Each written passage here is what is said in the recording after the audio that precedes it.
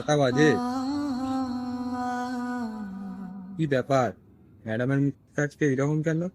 অন্যদিন তো এসে খুব বক বক করে। কিছু হয়েছে? উফ, কি আবার হবে? কিছুই হয়নি আমার। হ্যাঁ, সেটা তো মুখ চোখ দেখেই বোঝা যাচ্ছে। এসব ছাড়ো তো। তোমার মনে আছে আমাদের প্রথম দেখা কোথায় হয়েছিল?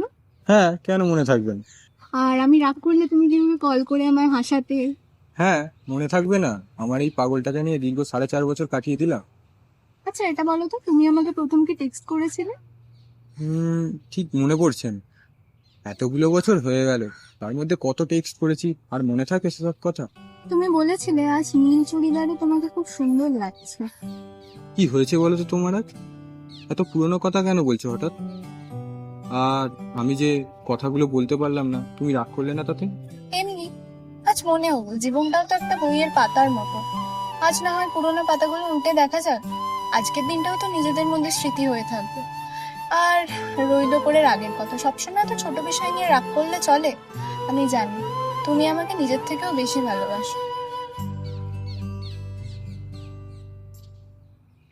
অনেকক্ষণ ধরে বসে আছি, দাঁড়াও দুজনের জন্য একটু চা নিও। দাঁড়াও। এটা কি? ঠিক। না না, এটা এখন খুলো।